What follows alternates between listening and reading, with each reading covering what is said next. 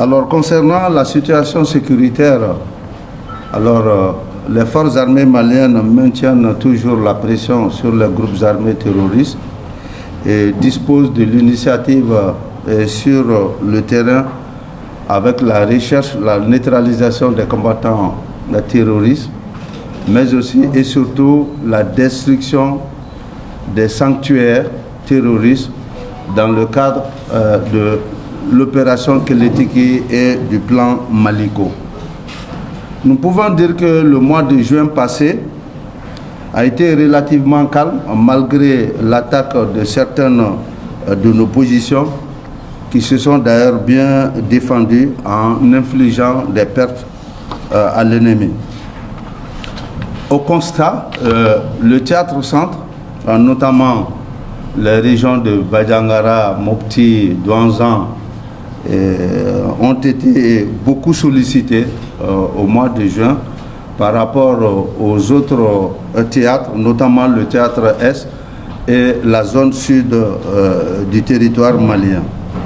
Donc, sous la pression des forces armées maliennes, les GAT sont en train de faire mouvement vers l'ouest, notamment dans la boucle du Baoulé, et se font sentir aussi dans la zone sud par des attaques contre les populations civiles en vue de les réduire au silence. Effectivement, alors les GAT s'attaquent aux populations civiles pour les empêcher de transmettre des informations aux femmes. Ce qui est évident, c'est que les forces armées maliennes montent en puissance.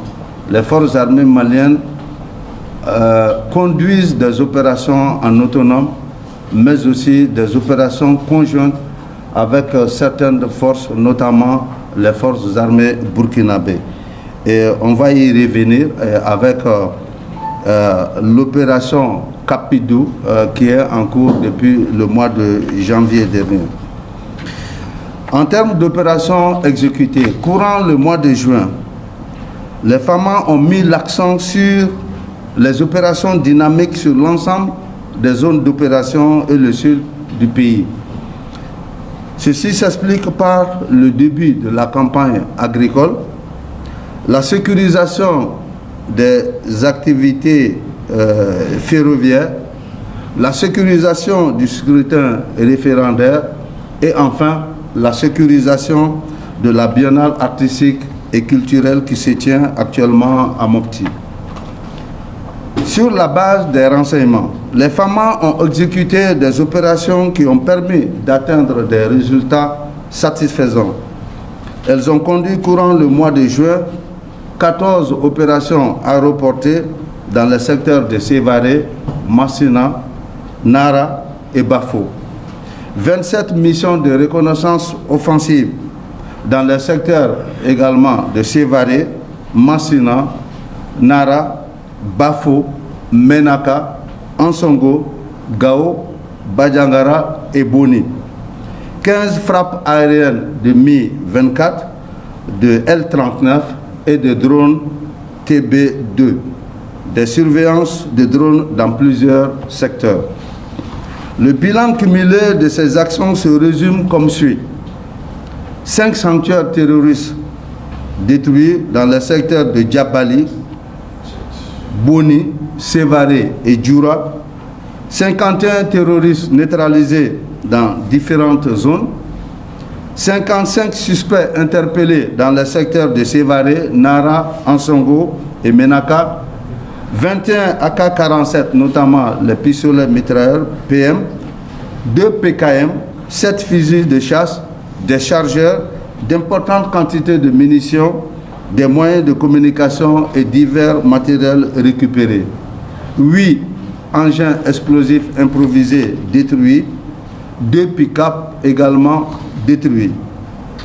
Les dividendes au profit des populations se résument en l'assistance à la population sur les théâtres d'opération, la sécurisation des élections référendaires sur l'ensemble du territoire, la sécurisation du train voyageur, les actions civilo-militaires dans certaines localités, notamment à Mondoro, les escortes et transports par voie aérienne des délégations à la Biennale artistique et culturelle qui se tient actuellement à Mopti.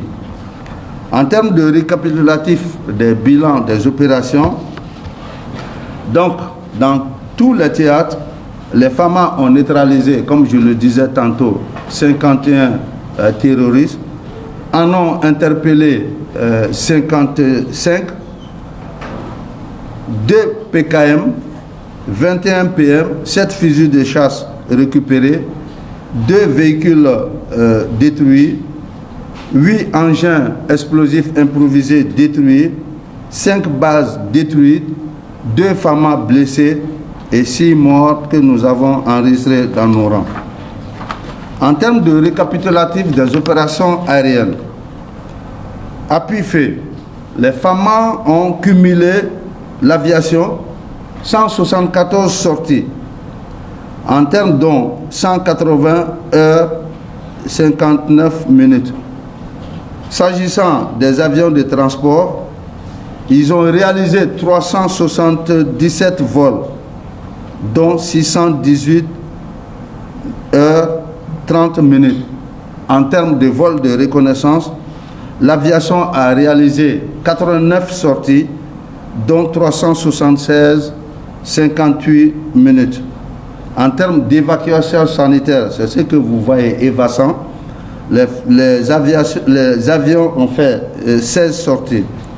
Donc, au total, il y a eu pour le mois de juin dernier 656 sorties avec 1176 heures de vol. En termes d'évaluation de la situation sécuritaire, nous pouvons noter que la situation sécuritaire du mois de juin a été moins marquée par rapport au mois de mai dernier en termes d'événements. Elle se résume par moins d'attaques contre les forces de défense et de sécurité, moins d'incidents EEI. Tous les engins explosifs découverts par les FAMA ont été automatiquement neutralisés, plus d'exactions sur les populations civiles. Au fait, on a constaté que les groupes armés terroristes ont mis la pression sur les populations en vue de les réduire au silence. Ceci s'explique non seulement par la non-adhésion des populations à la volonté, à la cause de ces groupes armés terroristes, mais aussi la volonté affichée de ces terroristes à couper court à la transmission des informations sur leurs mouvements dans les différentes localités. Il faut noter que la troisième dimension, notamment l'aviation, a été plus active que jamais avec 174 vols d'appui-feu, 89 vols de reconnaissance et 16 évacuations sanitaires. En conclusion, bien qu'affaiblis par la pression des forces armées maliennes, les groupes armés terroristes possèdent encore des capacités de nuisance leur permettant de mener des actions d'harcèlement, notamment dans la pose des engins explosifs improvisés. Les différentes opérations des forces ont permis, d'une part, de faciliter la bonne tenue du référendum du 18 juin 2023 et d'autre part, de permettre la sécurisation et la bonne tenue de la Biennale artistique et culturelle alors que nous célébrons actuellement dans la région de Mopti. Je vous disais tantôt que les forces armées maliennes montent en puissance tant dans la conduite des opérations en autonome, mais aussi dans les opérations conjointes. Par le passé, nous avons eu beaucoup d'opérations avec les pays voisins dans lesquels le terrorisme sévit. Il y a eu le Niger, il y a eu le Burkina, il y a eu la Côte d'Ivoire, il y a eu la Mauritanie. Actuellement, avec quelques problèmes que nous connaissons avec certains pays frontaliers, alors les autorités militaires burkinabées et maliennes ont décidé de mutualiser les efforts pour stabiliser leur espace commun. C'est dans cet ordre d'idée qu'une opération conjointe dénommée Cap-Doux a été pensée et montée en vue d'assainir l'environnement sécuritaire, aider au retour sécurisé des populations déplacées et booster la reprise des activités socio-économiques dans la zone transfrontalière. La première phase a été conduite côté malien et le PC, le poste de commandement opérationnel, était installé à Sévaré et actuellement ce poste a basculé du côté du Burkina Faso, et notamment à Ouaïgouya. Toutes les forces, que ce soit les forces maliennes et burkinabés, sont en train de travailler ensemble pour lutter contre les groupes armés terroristes. Donc, disons, le bilan de cette opération conjointe est promoteur. Vous avez dû suivre sur la télévision nationale malienne et burkinabé alors toutes les activités qui ont été menées conjointement par les forces armées maliennes et les forces armées burkinabées.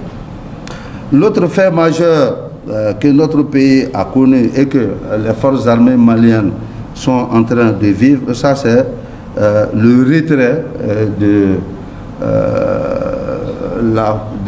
la mission onusienne du Mali. Vous le savez, le Conseil de sécurité des Nations Unies a mis fin le 30 juin dernier à sa mission de stabilisation au Mali.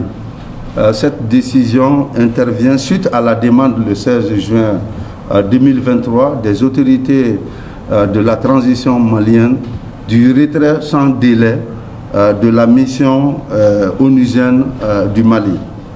C'est une décision majeure prise par nos autorités.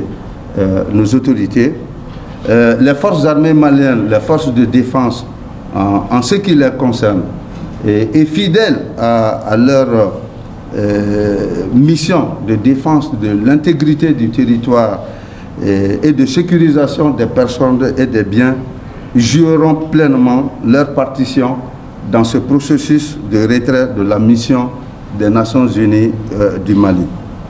Nous sommes une force professionnelle, nous sommes une force flexible qui a toujours été au rendez-vous des défis, qui a toujours su s'adapter aux situations qui se présentent à elle et qui saura relever encore une fois de plus le défi majeur qui se présente à elle. Vous le savez, il y a des gens qui avaient prédit le chaos après le départ de certaines forces de notre pays. Et aujourd'hui, nous osons croire que tout ce qui a été prédit a été déjoué, puisque à présent le Mali tient, puisqu'à présent nos forces armées maliennes tiennent. Jusqu'à présent, Ménaka, qui avait été prédit comme occupé d'emblée, ne l'a pas été jusqu'à présent. Le retrait de l'aménagement n'est pas que militaire. Le retrait de l'aménagement, il est pluridisciplinaire, il est plurisectoriel, et tous les ministères concernés sont déjà en train de travailler avec l'aménagement, sont en train déjà de travailler pour minimiser les incidences. Les FAMA travaillent déjà avec l'aménagement pour tout ce qui concerne le volet militaire. Ce qui est sûr, il n'y aura pas de vide sécuritaire. Ce qui est également sûr, c'est que les FAMA vont mener à bien ce processus de retrait et de rétrocession des emprises jadis occupées par les forces onusiennes. Bien sûr, dans la concertation, bien sûr dans le respect mutuel, mais aussi dans la courtoisie. D'ailleurs, je profite de cette tribune pour transmettre 3 messages forts du chef d'état-major général des armées, le général de division Oumar Diarra. Premièrement, le chef d'état-major général des armées a instruit aux hommes, aux éléments des forces de défense et de sécurité de ne pas en aucun moment poser des actes ou tenir des propos désobligeants vis-à-vis de la mission et de ses personnels. Deuxièmement, le chef d'état-major général des armées invite nos frères des groupes armés signataires à se joindre à ce processus de retrait de l'aménagement, à faire preuve de clairvoyance, de responsabilité, de retenue en vue du retour définitif de la paix et de la pacification de la zone. Troisièmement, le chef d'état-major général des armées appelle la population au soutien des forces, à la collaboration avec les forces. Seul gage d'un Mali apaisé, réconcilié et fier de son histoire. Le chef d'état-major rassure également la population que rien ne sera de trop pour les forces pour assurer l'intégrité du territoire malien, assurer la libre circulation des personnes et des biens sur l'ensemble du territoire malien. En termes d'activités menées, il y a eu le vote par anticipation des membres des forces de défense et de sécurité le 11 juin, qui s'est bien passé et qui a été un succès. C'était une première. Alors, pratiquement tous les militaires, même dans les zones d'opération, même dans les zones les plus reculées, ont participé à ce vote par anticipation. Le jeudi 21 juin 2023, il y a eu une cérémonie de décoration de 6 coopérants militaires russes, alors dans les cours du ministère de la Défense et des anciens combattants. En termes d'activité du chef d'état-major général des armées, il a eu des visites de terrain du 7 au 8 juin dernier sur le théâtre Est de l'opération Maliko. Il y a eu aussi au niveau de l'état-major de l'armée de terre l'inauguration d'une salle multifonctionnelle de sport au sein de l'état-major de l'armée de terre. Donc voilà pour ce qui concerne la partie française de mon intervention. Alors pour ceux qui veulent bien, je voudrais m'adresser à vous en bambara.